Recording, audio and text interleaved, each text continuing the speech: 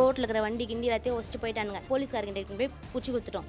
பிடிச்சி கொடுத்துட்டு பேருக்கு அவங்க விட்டுட்டாங்களா என்னன்னு தெரியல. நாங்கள் அந்த சைடுக்கு பூந்து வரத்துக்குள்ளேயே அவனுக்கு எங்கள் வீட்டுக்கு வந்து எல்லாத்தையும் டிவி, ஃபேனு, கட்டில், ஃப்ரிட்ஜு எல்லாத்தையும் வச்சு நாசம் பண்ணிட்டாங்க. ஊசி மாத்திரை போட்டு அச்சினதுனால நாங்கள் கேட்டதுனால இந்தமாரி பண்ணுறாங்க. இந்த இடத்துல வர வண்டி காணாம போகுது. ஆனால் நான் வந்து திரும்பி வர போகிறானுங்க, பெட்ரோல் திருடுறானுங்க, எவ்வளோ நடக்குதுங்க. அது கேட்க போனிச்சேன், போலீஸ் எடுக்க மாட்டாங்களே. இங்கே நாங்கள் சந்தூரில் சொன்னால் எங்களையே சொல்லிடுறாங்க அங்கே, ஏய் உன்னை காட்டி கொடுத்தா இவங்க தான்டா அப்படின்னுறாங்க. அப்போ நான் எப்படி கம்மி கொடுக்க முடியும்? தங்கச்சி மேலாம் பிடிச்சி ட்ரெஸ் எல்லாம் பிடிச்சி வலிச்சான், எங்களை எட்டி உதச்சான்னு சொல்லிட்டு நாங்கள் அடித்தோம். லேடிஸ் எல்லாம் அடிச்சுட்டு போலீஸ் ஸ்டேஷனுக்கு நானும் எங்கள் அண்ணனும் போய் சொல்கிறோம். போலீஸ் வருவாங்கன்னு சொன்னோடனே கொஞ்சம் நேரமாக வரவே இல்லை. அவனை நாங்கள் ரொம்ப நேரமாக பிடிச்சி வச்சுருந்தோம். அவன் ஜிம்பே என்னாச்சு, எங்கள் வீட்டுக்காரருக்கு தொடையை பிடிச்சி கடிச்சிட்டான். அக்கா இந்த மாதிரி நம்ம வீட்டு எல்லாத்தையும் அடிச்சு உடச்சிட்டாங்கன்னு சொல்லுவோம். நான் வீட்டுக்குள்ளே வந்து பார்த்தோன்னே என்னோடய வாஷிங் மிஷினு, என்னோடய டிவி, இந்த டிவி எல்லாமே உடைச்சிட்டாங்க. இது எல்லாம் இப்போ வாங்கினது தான் சார். ஃப்ரிட்ஜு, வாஷிங் மிஷினு, என்னோடய பீரோ திறந்து என் பீரோலேருந்து துணியெல்லாம் எடுத்து என் பீரோவில் இந்த காசு இப்போ காணும். 63,000 காசு இல்லை, 1 கிராம் கம்பல் கிடையாது. இதில் என்ன ஒரு நல்ல விஷயம்னா, என் குழந்தை இன்றைக்கின்னு பார்த்து என் வீட்டில் இல்லை, எங்கள் அம்மா வீட்டில் நான் விட்டுட்டேன்.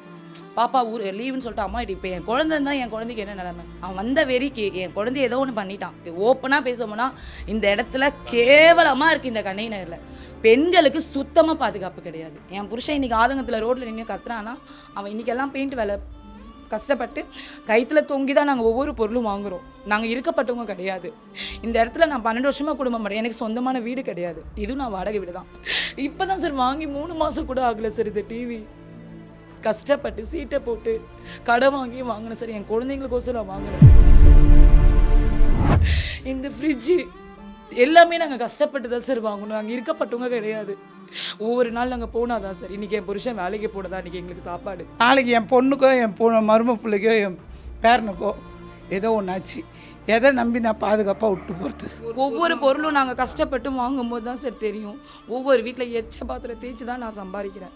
தப்பான வழியில் போயோ திருடியோலாம் சம்பாதிக்கலை. ஒரு வீட்டில் எச்ச பாத்திரம் தேய்ச்சி தான் இன்றைக்கி நான் சம்பாரித்து என் பிள்ளைங்களுக்கோசம் நான் ஒவ்வொரு பொருள் வாங்குறேன். நேற்று நைட்டு அந்த பையன் வந்து இங்கே கத்திட்டு இருந்தான். 1:30 மணி இருக்கும். அப்போ நாங்கள் எல்லாம் மேலேருந்து பார்த்துட்டு இருக்கோம். ஏன்டா இதுமாரி கத்துறீங்கன்னு கேட்டதுக்கு என்ன சொன்னானுங்க, நாங்கள் ரோட்டில் கத்துறோம், உங்களுக்கு என்ன அப்படின்னு கேட்டாங்க. வண்டியில் ரோட்டில் இருக்கிற வண்டி கிண்டி எல்லாத்தையும் வச்சுட்டு போயிட்டானுங்க. நாங்கள் அவங்கள தொத்திக்கினே போனோம். தொத்தினே போய் பார்க்கும்போது அந்த 40 மாட்டிக்கினாங்க. மாட்டிக்கின பேருக்கு போலீஸ்காரங்கிட்ட போய் பிடிச்சி கொடுத்துட்டோம்.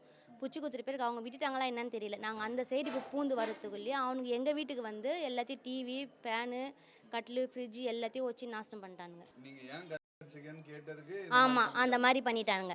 என்னடா இங்கே ஒரே அமகலை பண்ணுகிறீங்கன்னு சொல்லிட்டு ஊசி மாத்திரை போட்டு அச்சினதுனால நாங்கள் கேட்டதுனால இந்தமாரி பண்ணுறானுங்க. லேடிஸுங்களெல்லாம் வந்து தகாத வார்த்தை பேசி குழந்தைங்களெல்லாம் அசிங்கமாக இந்த துணியெல்லாம் பிடிச்சி இழுத்து நாங்கள் மடுக்க போனோம். சண்டை போட்டு அவனை அடிக்க போகும்போது குழந்தைங்களெல்லாம் பிடிச்சி இதுமாரி தப்பான இது பண்ணிட்டானுங்க. துணியெல்லாம் ஊற்றி காமிக்கிறான், அப்படியே ஜட்டியெல்லாம் ஊற்றி காமிக்கிறானுங்க. துணியெல்லாம் ஊற்றி இந்த கழுத்தி கடிக்கிறான், மாணவர் அப்படி கழுத்தி கசி போயின்னுக்கிறான். இங்கே ஒரு அன்றைக்கி நேற்று வந்து ஒரு கண்ணாடி ஒன்று வச்சான் வண்டி வேண்டாண்டி. அந்த பையன் மட்டும் தான் எப்போ பார்த்தாலும் இந்த அமுகலை பண்ணுறதே. அவன் பேர் என்னதுடா? சொல்யூஷன்ற அருண். அவங்க அண்ணன் அவங்க தம்பி பேர் வந்து ஆண்ட்ரஸ். அது இல்லாத வர இந்த டிவி ஒடுக்கி பேசல. இந்த இடத்துல வர வண்டி காணாம போகுது. ஆனால் நான் வந்து திரும்பி வர போகிறானுங்க, பெட்ரோல் திருடுறானுங்க, எவ்வளோ நடக்குதுங்க. அது கேட்க போனிச்சேன், போலீஸ் எடுக்க மாட்டாங்களே. அவங்களே இது பண்ணுறாங்களா என்ன எது பண்ணுறாங்க நம்ம சொல்ல மாட்டாங்க. அவங்க இங்கே நாங்கள் சந்தூரில் சொன்னால் எங்களையே சொல்லிடுறாங்க அங்கே, ஏய் உன்னை காட்டி கொடுத்தா இவங்க தான்டா அப்படின்னுறாங்க. அப்போ நான் எப்படி கம்மி கொடுக்க முடியும்? பிடிச்சும் கொடுத்தோம். பிடிச்சி கொடுத்து போலீஸ்காரங்க விட்டுக்கிறாங்கன்னா பார்த்துக்குங்க. நீங்களே இந்த சைடு வந்துட்டுக்கிறாங்க, வந்து தான் இதெல்லாம் உடச்சிக்கிறாங்க 2 வீட்லையும். இப்போ ஸ்டேஷனில் கம்ப்ளைண்ட் கொடுத்தா நம்ம பிடிச்சி வச்சா எவ்வளோ நேரம் வச்சுக்கணும்? அவங்கள மினிமம் ஒரு 2 hour 3 hour வச்சுக்கணும். அவ்வளோ சீக்கிரம் விட்டுருவாங்களா? அப்போ விட்டுனால இப்போ இந்த டிவி எல்லாமே போகுது. இப்போ நாங்கள் வீட்டுக்கு நாங்களே வரல, ஆனால் அதுக்கு முன்னாடி இவங்க வந்துட்டாங்க. அப்போ என்ன வருது? இதால் தான் இப்போ நடக்குது எங்களுக்கு. 1 கிராம் நகை போச்சு. என் தங்கச்சி வீட்டில் 63,000 பணம், 1 கிராம் நகை திருட்டானுங்க. பீரோலாம் வச்சு அவங்க வீட்லேயும் அதேமாரி தான். இதோ இப்போ தான் எல்லாத்தையும் யாரை கட்டி எல்லாத்தையும் எங்கள் 2 வீட்லேயும். இப்போ அவன் கொடுப்பாங்க பணத்தை யாருன்னா கொடுத்து இப்போ இருக்கிறாங்களா? அவங்க கஷ்டப்படுறானுங்க, பெயிண்ட் வேலை செய்கிறாங்க. இந்த பொண்ணுங்க கவப்பட போட்டு ஏதோ வேலை செஞ்சுருக்குது. அப்படி இருக்கிற நேரத்தில் வந்து யார் செய்வா? அதேமாரி வந்து நம்ம நிம்மதியாக வந்து இது பண்ண முடியல. ரோட்டில் பார்த்தா கூட எவனா கல்லை போட்டு தூக்கி போட்டு வச்சுட்டு போயிடுவானு பயமாகுது.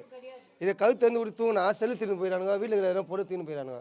இது எதுவுமே பண்ண மாட்டோம். நானே எங்கள் வீட்டில் இருக்கிறவரு எங்கள் அக்கா வீட்டுக்காரர் எல்லாரும் அவங்க பசங்க எல்லாம் சேர்ந்து போய் அவனை பிடிச்சி ஒரு இடத்துல உட்கார வச்சிட்டோம். ஆட்டோ பக்கத்தில் உட்கார வச்சுட்டு உட்கார வச்சிட்ட பிறகு அவன் என்ன பண்ணால் என் தங்கச்சி மேலாம் பிடிச்சி ட்ரெஸ் எல்லாம் பிடிச்சி வலிச்சான். எங்களை எட்டி உதச்சான்னு சொல்லிட்டு நாங்கள் அடித்தோம்.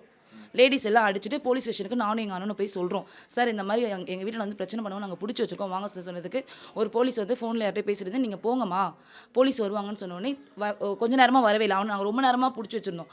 அவன் ஜிம்பே என்னாச்சு, எங்கள் வீட்டுக்காரருக்கு தொலையை பிடிச்சி கடிச்சிட்டான். போதில் தொல்லை பண்ணால் நாங்கள் கூப்பிட்டு போய் விட்டோம் சார். போலீஸ் ஸ்டேஷன்லேருந்து ஓடி வந்துட்டான் போன மாதம்.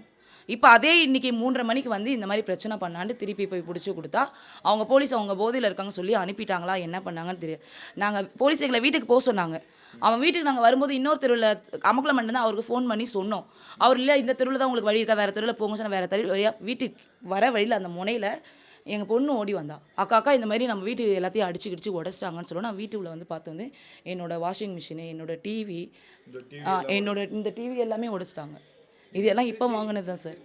ஃப்ரிட்ஜு, வாஷிங் மிஷினு, என்னோடய பீரோ திறந்து என் பீரோலேருந்து துணியெல்லாம் எடுத்து என் பீரோவில் இந்த காசு இப்போ காணும். 63,000 காசு இல்லை, 1 கிராம் கம்பல் கிடையாது. அவன் கையில் சுற்றி கத்தி 2மே எடுத்துகிட்டு வந்திருக்கான் சார்.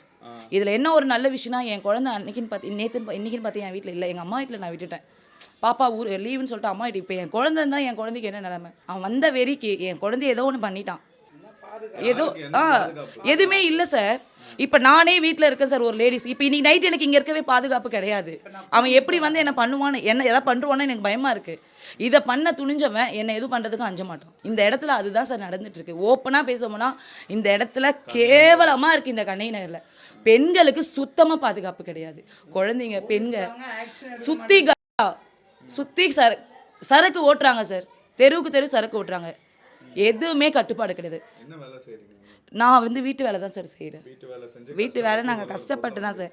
என் புருஷன் இன்றைக்கி ஆதங்கத்தில் ரோட்டில் நின்று கத்துறான்னா அவன் இன்றைக்கெல்லாம் பெயிண்ட் வேலை கஷ்டப்பட்டு கைத்தில் தொங்கி தான் நாங்கள் ஒவ்வொரு பொருளும் வாங்குகிறோம். நாங்கள் இருக்கப்பட்டவங்க கிடையாது. இந்த இடத்துல நான் 12 வருஷமாக குடும்பம் பண்ணுறேன். எனக்கு சொந்தமான வீடு கிடையாது. இதுவும் நான் வாடகை வீடு தான். என் புருஷன் இன்றைக்கெல்லாம் கைத்தில் தொங்கி கஷ்டப்பட்டு அந்த ஒரு விஷயத்தை தான் சார் இப்போ ரோட்டில் அவ்வளோ அமக்கலம் பண்ணிகிட்டு இருக்கான். எனக்கு என் பொருள் வேணும். அவன் வீட்டில் வரும்போதுலாம் அவ்வளோ கஷ்டப்படுறான். இந்த ஒரு டிவி, ஒரு வீட்லேயே அந்த மாதிரி டிவி பார்க்கும்போது நாங்கள் கஷ்டப்பட்டு நம்மளும் வாங்கணும். நம்ம குழந்தைங்களுக்கு நான் கஷ்டப்பட்டு வாங்கணும் சார் இந்த டிவி. என் வீட்டில் சின்ன டிவி தான் இருந்துச்சு. என் பையன் பக்கத்து வீட்டில் போய் அந்த டிவி பார்த்து கேட்குறான், குழந்தை இது பண்ணுதுன்னு. அதனால தான் சார் நாங்கள் வாங்கணும். இப்போ தான் சார் வாங்கி 3 மாதம் கூட ஆகலை சார் இந்த டிவி. கஷ்டப்பட்டு சீட்டை போட்டு கடை வாங்கி வாங்கினேன் சார். என் குழந்தைங்களுக்கோசம் நான் வாங்கினேன். இந்த ஃப்ரிட்ஜு எல்லாமே நாங்கள் கஷ்டப்பட்டு தான் சார் வாங்கணும். நாங்கள் இருக்கப்பட்டவங்க கிடையாது. ஒவ்வொரு நாள் நாங்கள் போனாதான் சார். இன்றைக்கி என் புருஷன் வேலைக்கு போனதான் இன்றைக்கி எங்களுக்கு சாப்பாடு. நான் வேலைக்கு போனாதான் எங்களுக்கு வருமானம். நாங்கள் இங்கேருந்து வீடு காலி பண்ணி வச்சோன்னு சொன்னால் அந்த ஒரு விஷய கருத்துனால எங்களை இவ்வளோ டார்ச்சர் பண்ணுறான் சார். இதை நாங்கள் போன வாட்டியே சொன்னோம். சரிங்க சார், போன வாட்டி அவன் போதையில் இருந்தான், மறுநாள் தெளிவாக இருக்கால, இவங்க வந்து கம்ப்ளைண்ட் கொடுத்தாங்க, நம்ம கூப்பிட்டு விசாரிக்கணுமே, அது பண்ணலை. அந்த விஷயம் அப்படியே முடிஞ்சிடுச்சு. இப்போ இந்த விஷயமும் அப்படி தான் சார் முடியும். அப்போ இப்படிலாம் இருந்தால் எங்களுக்கு என்ன தான் சார் பாதுகாப்பு? பயந்து தான் சார். இப்போ நைட்டு இங்கே இருக்கிறதாவே எனக்கு தெரியல. எங்கள் அம்மா அதனால தான் வெயிட் பண்ணிகிட்டு இருக்காங்க. இங்கே இருக்காது, என்ன நடக்கும்னு நம்ம தெரியாது. என்னை நம்பி எனக்கு 2 குழந்தை இருக்குது. ஒரு குழந்தை என் அம்மா வீட்டில் வளருது, ஒரு குழந்தை தான் நான் கையில் வச்சிட்ருக்கேன். இன்றைக்கி எங்களுக்கு எதனா ஒன்றா என் குழந்தைங்க எங்கே போய் நிற்கும்? நாளைக்கு என் பொண்ணுக்கோ என் மரும பிள்ளைக்கோ என் பேரனுக்கோ ஏதோ ஒன்று ஆச்சு, எதை நம்பி நான் பாதுகாப்பாக விட்டு போகிறது சொல்லுங்கள்? ஒரு பொட்டச்சி அநியாயத்துக்கு ஒரு சேரையை பிடிச்சி இழுக்கிறான் நைட்டு. அந்த சேரையை பிடிச்சி இழுத்துட்டு ஒரு சம்பவம் நடந்துட்டோன்னா போலீஸ் வந்து என்ன சார் பிரயோஜனம்? ஊருள்ள பாதுகாப்பே கிடையாது சார். வாழ்கிறதுக்கே பிடிக்கல. வெளிப்படையாக சொல்ல போனால் இப்போ என் வீட்டில் பிரச்சனை வருதுன்னா அந்த குடியால். அந்த குடி எங்கே இதுவாகுது? இந்த ஊருலேயே புழங்குது. இந்த ஊருலேயே பிளாக்ல வைக்கிறாங்க. என்ன பண்ணுறான்? போய் பிளாக்ல வாங்கி குடிக்கிறான். கடையே இல்லைனாலும் பிளாக்ல வாங்கி வந்து குடிச்சிட்டு வீட்டில் சண்டை. இந்த ஊருள்ள எல்லாமே இருக்குது சார். சொல்யூஷன், மாத்திரை எல்லாமே இருக்குது. அதை யாரும் கேட்கறது கிடையாது. கண்ணுக்கு தெரிஞ்சே போகிறாங்க. இங்கே அவங்க போலீஸ் ஸ்டேஷன்லேயே சில பேருக்கு தெரியும். நான் ஏதாவது ஒன்று நீங்கள் பிரச்சனைனா நான் இன்ஃபார்ம் பண்ணுவேன்னு சில பேருக்கு தெரியும். இந்த இன்ஃபார்ம் பண்ணுறது தான் பிரச்சனை. இல்லை சார், கீழே இருக்கவங்களுக்கு தெரியும். அந்த பசங்களுக்கு யாருக்கும் தெரியாது, போலீஸ்காருக்கே தெரியும். நான் எதனா ஒன்றா உடனே நான் ஃபோன் பண்ணி சொல்லுவேன். அந்த மாதிரி ஜனத்துக்கு எவ்வளோ நான் சப்போர்ட் பண்ணியிருக்கேன். இன்றைக்கி எனக்கு எந்த சப்போர்ட்டுமே இல்லாமல் நான் நிற்கிறேன். நான் ஒரு சண்டைனா நான் போய் நிற்கிறேன் சார். இல்லை சார், எல்லாருமே படுத்துட்டு இருந்தாங்க. அவங்க வெட்டுனோடனே ஜனங்க எங்கள் ஃப்ளாட்டில் எல்லாம் பயந்துட்டு இருக்காங்க.